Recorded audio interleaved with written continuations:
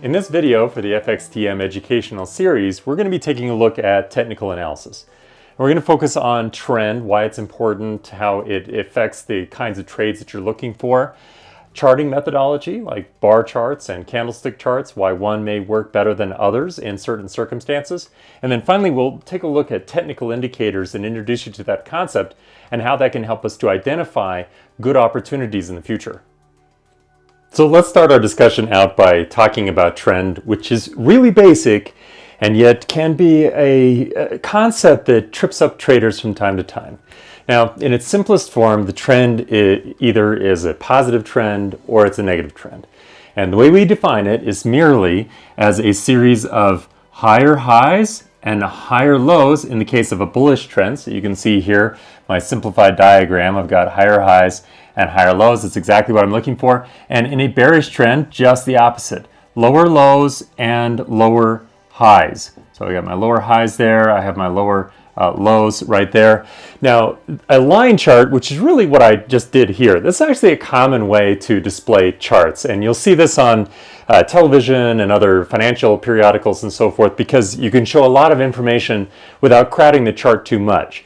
Now, we're going to take a look at an example of a classic uptrend and a classic downtrend in a second, and then we'll come back and we'll talk about, well, when might we want to add a little bit more detail to our charts by looking at bars versus candles. Now here you can see a pretty good example of a bullish trend on the dollar yen from July 2014 through December 2014. A nice smooth trend, higher highs and higher lows from about 101 to 122 versus the dollar. Now this next one is a good example of a nice bearish trend, a series of lower highs and lower lows. This is on the euro dollar from April 2014 through March of 2015, where the market dropped from about $1.4 to the euro to $1.04 to the euro. So a pretty strong move to the downside.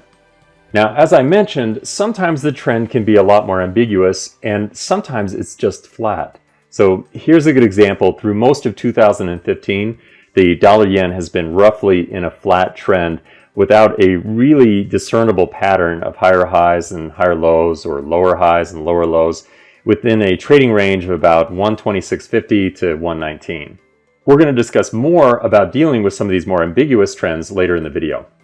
All right, now before we can start digging into some of the more complex issues around trends that aren't so smooth, an even series of higher highs and higher lows or lower highs and lower lows, let's start talking about how we add a little bit of detail to our charts. And we're going to start with bars versus candles. Now, bars is a traditional Western charting methodology where the day's high and the day's low is represented by this vertical bar, just like this. Now, the day's open is represented by a little tick mark on the bar on the left-hand side, and the day's close is represented by a little tick mark here on the right-hand side of the bar. Now, in this case, as you can see, just by glancing at the bar, you know what was going on during the day. You don't just have a single point for the close price like you would with a line chart.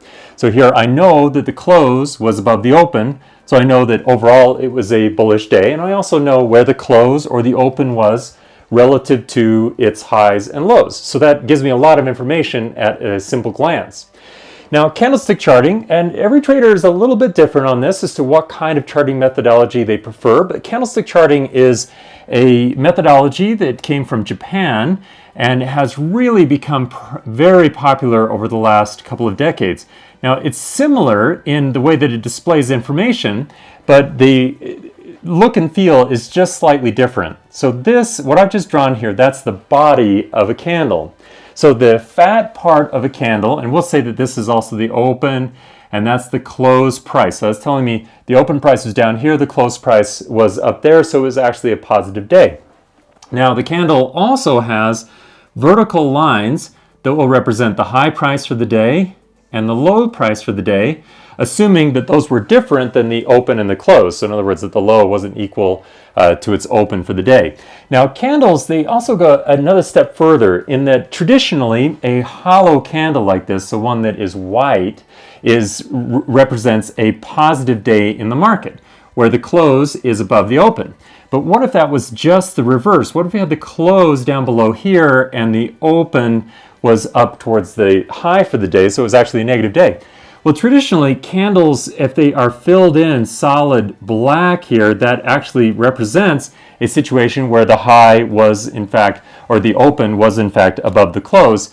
And these days, with charting methods and charting options that you have available, for example, from FXTM's MT4 platform, you've got a color-coded candle where if it's filled in red, then that means it was a negative day. If it was filled in green, that means it was a positive day. And you can make a lot of decisions as to how your chart is plotted so that you get the most information that really accommodates the way that you're trading. But this is traditionally how we would chart either a bar chart or a candlestick chart, whether we color code them or not.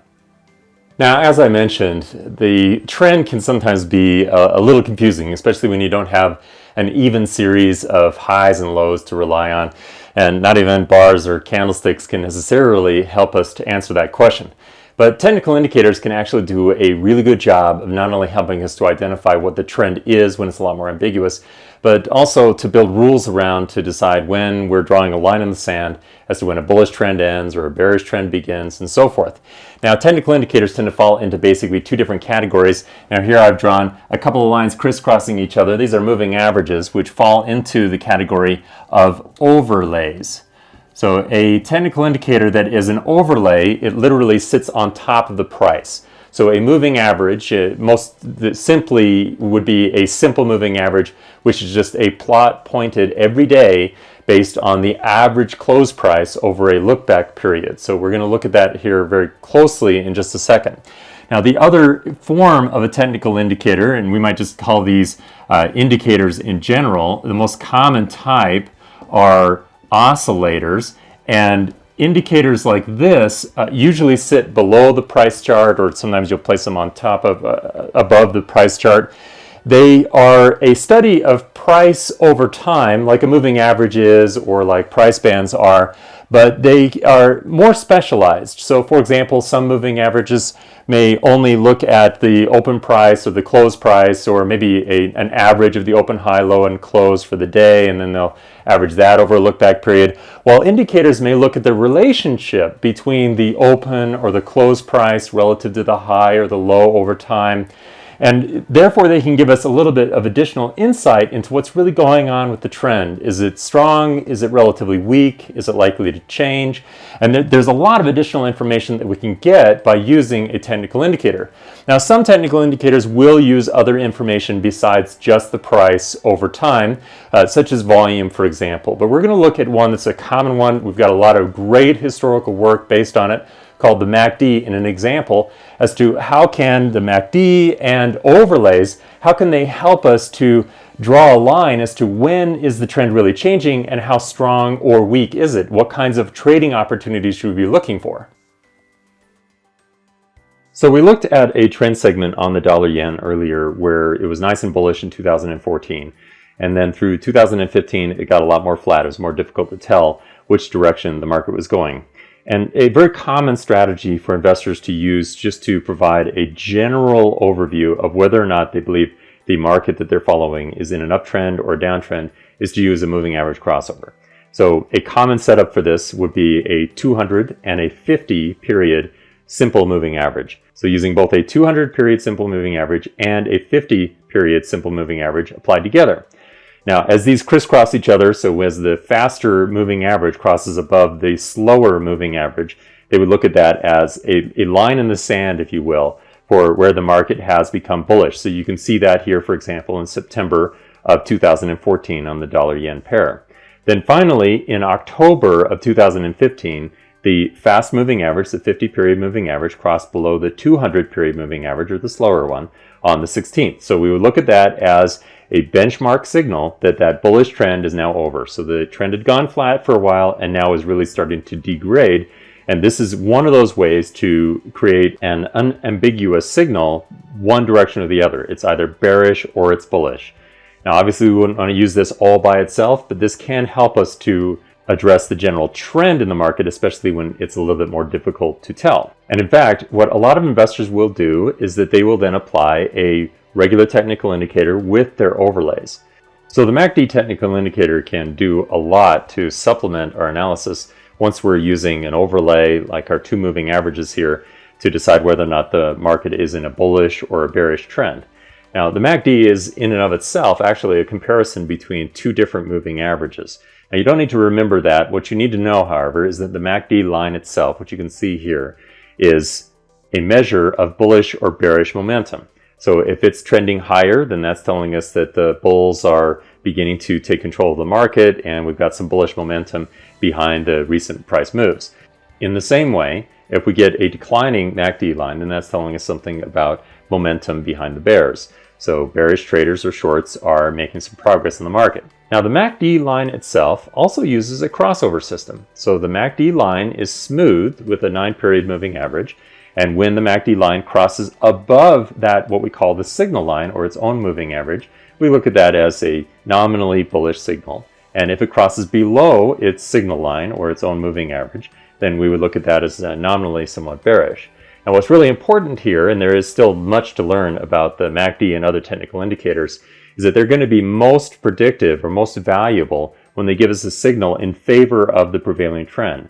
So if we already know that the market is in an uptrend, however we've defined that, so let's say for example here on the dollar-yen pair, we've defined that as any time when the 50-period moving average is above the 200-period moving average, then we're in a bullish market. Therefore, we're very interested in any positive crosses on the MACD as a signal that bullish momentum is beginning to accelerate, and that would be considered a risk-on signal. So you can see an example of that here. In the same way, if we were in a bearish trend, so whether we had defined that with our two moving averages again, with the 50-period simple moving average being below the 200-period moving average, and then the MACD crossed below its own moving average or its signal line, we would look at that as a bearish signal for the market. A trader who observed that may evaluate adding risk to the downside, so they would be opening a short position on the pair that they're monitoring. Now we've really just scratched the surface here in this FXTM educational video on technical analysis as to what can you really do with all of these tools at your disposal in your MT4 platform. In later videos in this series, we're going to take a closer look at some of the trading methods that we can use precisely to identify entry and exit signals using bars, candlesticks, and technical indicators, including the MACD.